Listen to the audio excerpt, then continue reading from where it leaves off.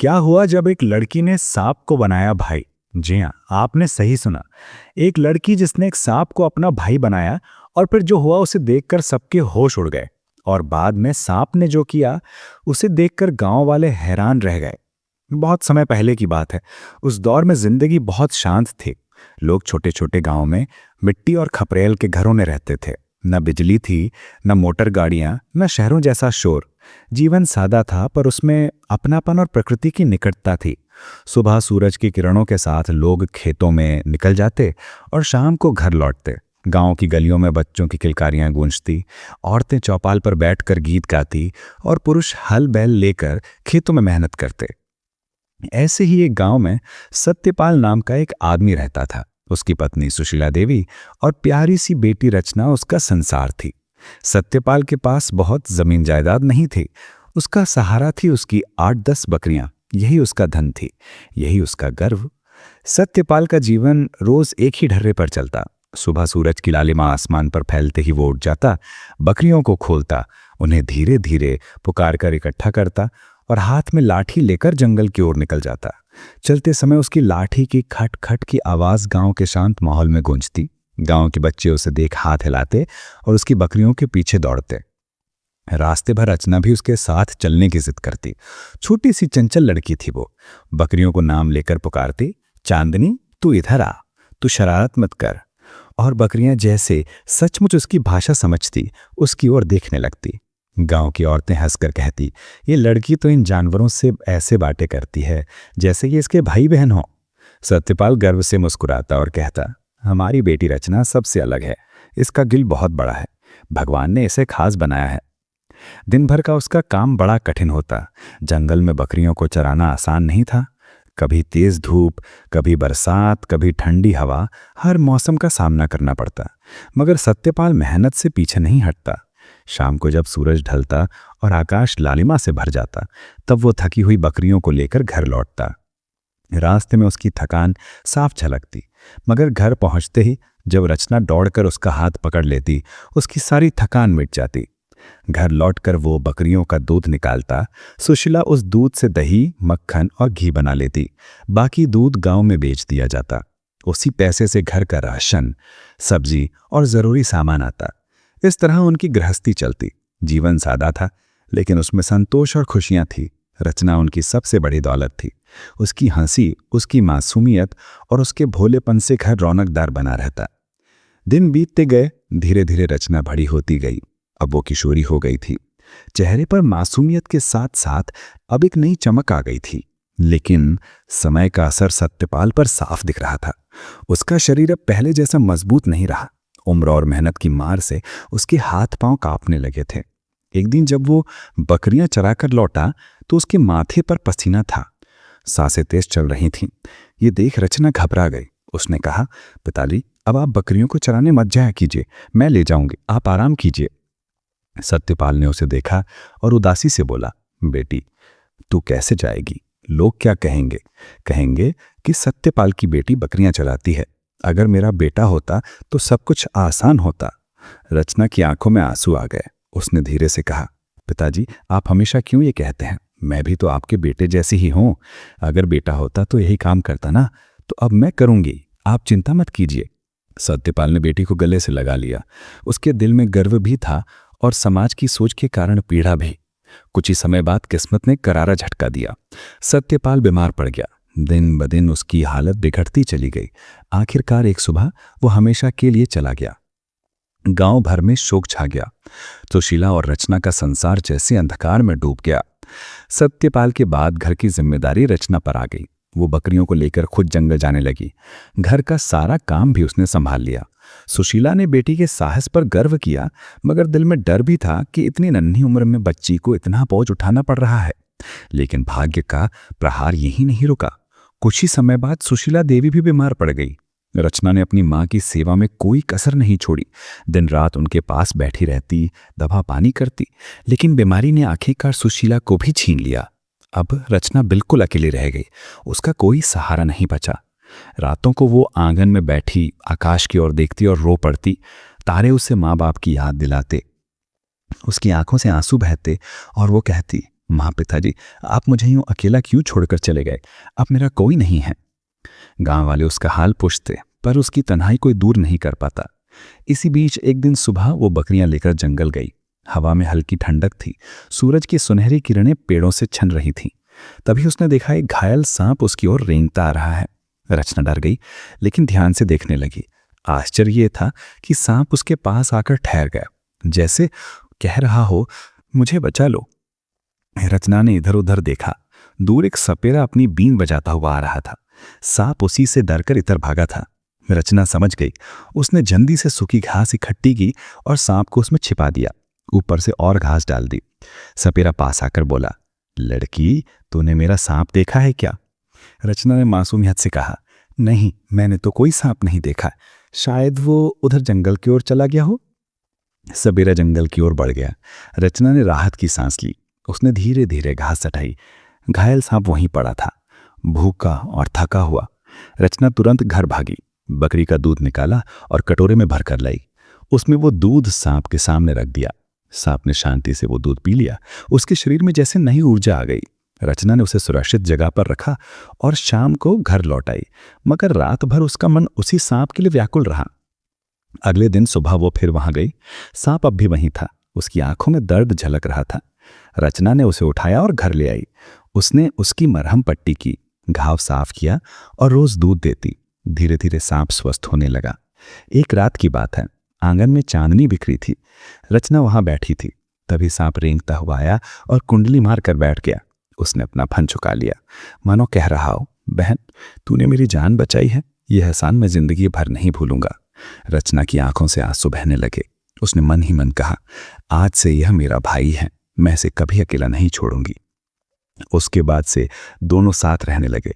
जब रचना बकरियां चराने जाती तो सांप भी उसके साथ जाता। वो बकरियों को इधर उधर जाने से रोकता और उनकी रक्षा करता। गांव वाले हैरान रह जाते। धीरे धीरे गांव वालों ने सोचा कि अब रचना की शादी कर देनी चाहिए। सबने मिलकर उसका विवाह रामकिशोर नाम के युवक से तय किया।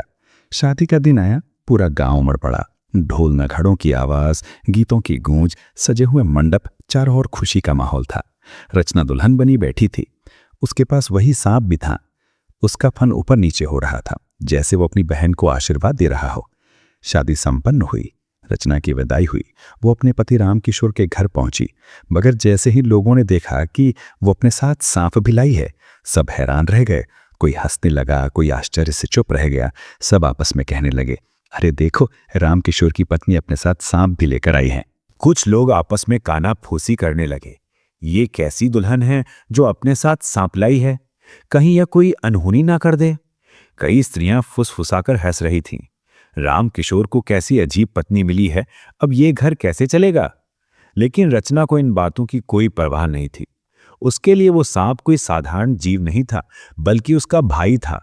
जिस तरह उसने उसे कठिन समय में सहारा दिया था, उसी तरह अब वो उसे हर हाल में अपने पास रखना चाहती थी। रामकिशोर ने जब ये सब देखा तो भले ही क्षण भर को आश्चर्यचकित हुआ, मगर उसने अपनी पत्नी से कुछ नहीं कहा। उसके मन में रचना के प्रति स्नेह था और वो जानता था कि उसकी भावनाएं सच्ची हैं। लेकिन घर में सबका मन इतना बड़ा नहीं था। विशेषकर उसकी माँ यानी रचना की सास बहुत घमंडी और कठोर स्वभाव की महिला थी। शादी के बाद शुरुआती कुछ दिन तो उत्सव और हलचल में बीत गए। घर में रिश्तेदार आते, गाना बजाना चलता, पकवान बनते। पर धीरे धीरे सब शांत हुआ और रचना का असली जीवन शुरू हुआ। रचना अपने कर्तव्यों को पूरे निष्ठा से निभाती। सुबह सुबह उठकर चूल्हा जलाती, भोजन बनाती, सास ससुर और पति का ध्यान रखती। मगर जब भी वो अपने पति रामकिशोर को खाना देने जाती, उसका भाई समान सांप उसके पीछे पीछे जाता। वो किसी को नुकसान नहीं पहुंचाता, बस चुपचाप रचना के पास बैठ जाता। गांव की औरतें जब ये देखती तो ताना कसती, देखो, ये वही बहू है जो अपने साथ सांप लाई है, खाना भी सांप के साथ परोसती है। कोई कहता, कहीं यहां घर का अनर्थ न कर दे, और कोई हंसते हुए कहता, रामकिशोर की किस्मत ही खराब थी जो ऐसी पत्नी मिली। रचना ये ताने सुनकर कभी दुखी नहीं होती। वो बस अपने काम में लगी रहती। उसका विश्वास था कि सच्चाई और नेकी का रास्ता कठिन जरूर होता है, पर अंततः जीतता वही है। लेकिन उसकी सास बार बार ताना देती, किस घर में ऐसी बहू होती है जो अपने साथ सांप लेकर आए?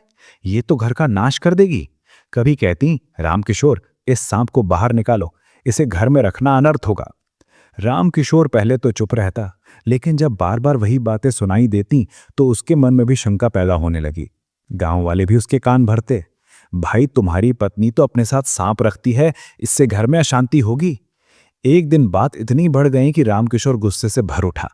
उसने रचना से कहा, रचना, अब तुम्हें यह तय करना होगा कि तुम्हें मेरे साथ रहना है या इस सांप के साथ। ये घर में नहीं रह सकता, इसे जंगल में छोड़ आओ। रचना स्तब्ध रह गई, उसकी आंखों में आंसू भर आए। उसने पति को समझाने की कोशिश की कि ये सांप कोई साधारण जीव नहीं है, ये मेरा भाई है, इसने मुझे अकेलेपन में सहारा दिया है, ये किसी को नुकसान नहीं पहुंचाएगा, कृपया इसे मत निकालिए। लेकिन रामकिशोर का गुस्सा शांत नहीं हुआ। उसने कठोर स्वर में कहा, नहीं, मैं कोई बहस नहीं सुनूंगा, तुम्हें मुझ में और इसमें से एक को चुनना होगा। मैं इसे इस घर में नहीं देखना चाहता। यह सुनकर रचना का दिल टूट गया। उसके सामने जैसे पहाड़ टूट पड़ा। एक तरफ उसका पति था जिसकी छाया में उसने नया जीवन शुरू किया था, और दूसरी तरफ उसका भाई था जिसने उसके कठिनतम समय में साथ निभाया था। बहुत सोच विचार के बाद, ना चाहते हुए भी, रचना ने भारी मन से सांप को जंगल में छोड़ने का निर्णय लिया। जंगल के एक सुनसान कोने में जाकर रचना ने उसे धीरे से जमीन पर रखा और बोली, भैया, ये मेरी मजबूरी है। मैं चाहकर भी आपको अपने साथ नहीं रख सकती, लेकिन आप विश्वास करना, मेरा दिल हमेशा आपके साथ रहेगा। मैं आपको कभी नहीं भूलूंगी। सांप ने अपनी आंखों से जैसे आंसुओं की भाषा में उत्तर दिया। उसने फन झुका लिया और चुपचाप झाड़ियों की ओर चला गया। रचना वहां देर तक खड़ी रही। उसके दिल पर भारी बोझ था। उसे लगा जैसे उसने अपने जीवन का सबसे बड़ा बलिदान किया हो। धीरे धीरे कदम बढ़ाते हुए वो वापस घर लौटी, लेकिन उसके दिल का खालीपन कभी न भर सका। समय बीतने लगा। 5 वर्ष ऐसे ही गुजर गए। इन 5 वर्षों में रचना के जीवन में बहुत परिवर्तन आ गया था। उसके पास ना तो उसका भाई समान सांप था और ना ही माँ बाप का सहारा। पति रामकिशोर भी उससे दूर दूर रहने लगा। कारण था कि रचना को संतान नहीं हुई। गांव की औरतें और उसकी सास उसे ताने देते। उसकी सास तो रोज उसे अपमानित करती, तो घर में बैठकर क्या करेगी, मेरे बेटे को भी सुख नहीं दिया, मुझे भी पोते का मुंह नहीं दिखाया। रचना चुपचाप सब सह लेती। उसके पास रोने के अलावा कुछ नहीं था। रातों को वो आंगन में बैठती और सोचती, काश मेरा भाई मेरे पास होता तो मुझे ये सब अकेले नहीं झेलना पड़ता। धीरे धीरे स्थिति और बिगड़ गई। रामकिशोर पर भी उसकी मां का दबाव पड़ने लगा। एक दिन उसने भी कठोरता से कहा, रचना, अब यह घर तुम्हारे लिए नहीं है, तुम कहीं और चली जाओ। रचना स्तब्ध रह गई। ये वही पति था जिसके साथ उसने सुख दुख बांटने का वादा किया था, मगर अब वही उसे घर से निकाल रहा था। उसकी आंखों से आंसू बह निकले। उसने बिना कुछ कहे चुपचाप अपनी गठरी उठाई और घर से निकल गई। गांव के बाहर एक छोटे से झोपड़ी में उसने अपना डेरा जमा लिया। वही उसका नया घर बन गया। वहां वो अकेली रहती। कभी कभी गांव के लोग हाल पूछ जाते, लेकिन असल में वो बिल्कुल तन्हा थी। एक रात की बात है। चांद आकाश में पूरा खिला हुआ था। ठंडी हवा बह रही थी। रचना झोपड़ी के बाहर बैठी थी। उसकी आंखों से आंसू बह रहे थे। वो अपने माँ बाप को याद कर रही थी और मन ही मन कह रही थी, पिताजी, आपने कहा था मैं आपके बेटे जैसी हूं। माँ, आपने कहा था मैं आपका सहारा हूं, पर अब आप दोनों ही मुझे छोड़ गए। और मेरा भाई, जिसे मैं सबसे ज्यादा चाहती थी, उसे भी मुझे छोड़ना पड़ा। अब मैं किसके सहारे जीऊं? उसी समय उसे अचानक झाड़ियों में सरसराहट सुनाई दी। उसने घबरा कर इधर उधर देखा और तभी उसकी आंखें चमक उठी। उसके सामने वही सांप था, उसका भाई। वो धीरे धीरे रेंगता हुआ उसके पास आया और कुंडली मारकर बैठ गया। उसकी आंखों में वही ममता और वही अपनापन था। जैसे कह रहा हूं, बहन, मैं यहीं था तेरे पास, मैं तुझे छोड़कर कहीं नहीं गया। रचना की आंखों से आंसू झरझर बहने लगे। उसने कांपते स्वर में कहा, भैया, तू ही मेरा सच्चा भाई है। तू जानवर होकर भी मेरा साथ नहीं छोड़ता। मनुष्य होकर सबने मुझे छोड़ दिया, लेकिन तू हमेशा मेरे पास रहा। रचना की आंखों से आंसू बह रहे थे और वो अपने भाई समान नाग को बार बार देख रही थी। उसका दिल लंबे समय बाद हल्का हुआ था। कई वर्षों के अकेलेपन, तानों और अपमानों के बाद आज उसे वो अपनापन मिला था जिसकी उसे सख्त जरूरत थी। सांप उसके पास चुपचाप कुंडली मारे बैठा था। उसकी सांसों की हल्की हल्की आवाज मानो रचना को आश्वस्त कर रही थी कि अब वो अकेली नहीं है। दिन बीतते गए। रचना और नाग का ये साथ फिर से मजबूत होता चला गया। सुबह होते ही नाग झोपड़ी के बाहर दिखाई देता और रचना अपने कामकाज में लग जाती।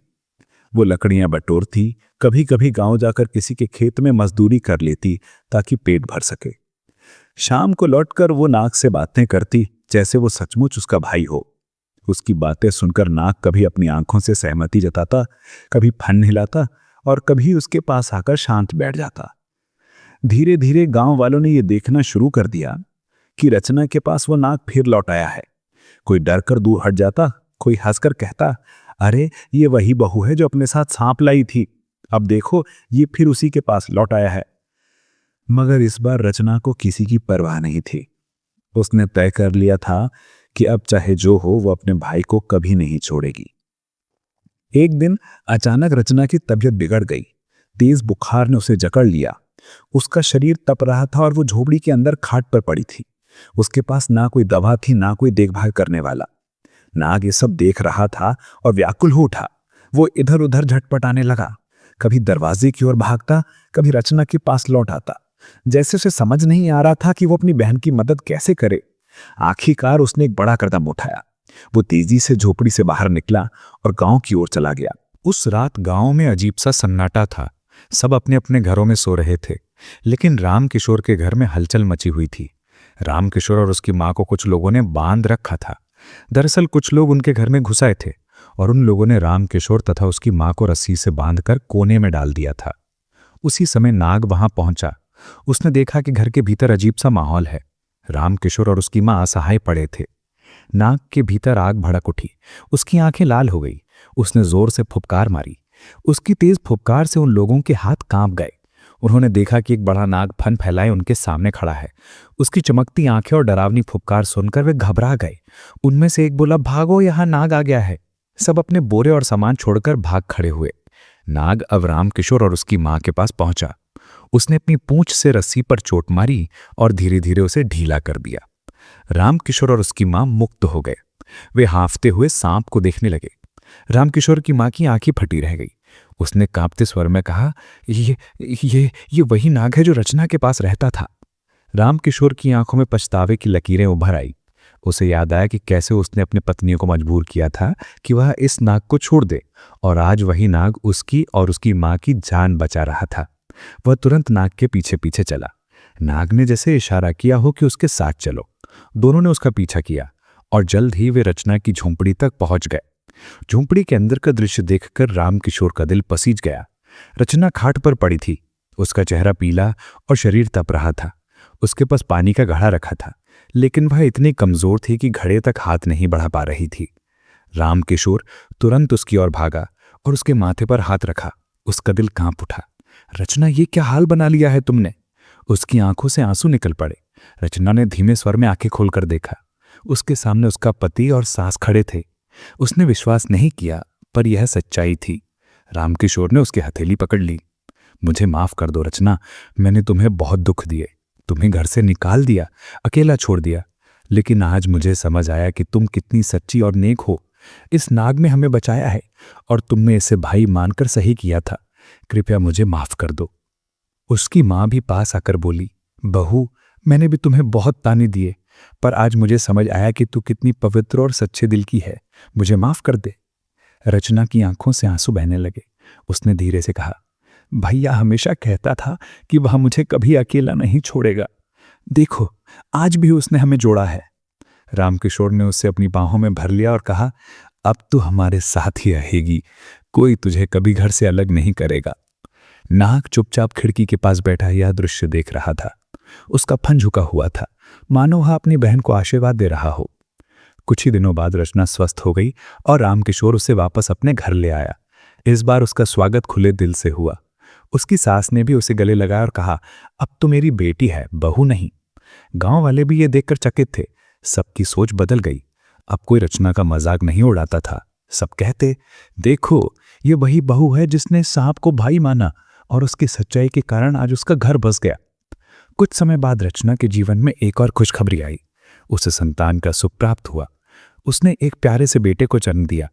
पूरे घर में हर्ष की लहर दौड़ गई। राम किशोर फूले नहीं समा रहे थे। अब रचना का घर खुशियों से भर गया। वह अपने बेटे को गोद में लेकर झूला झुलाती। गांव वाले भी अब उस नाग को रचना का भाई मानने लगे थे।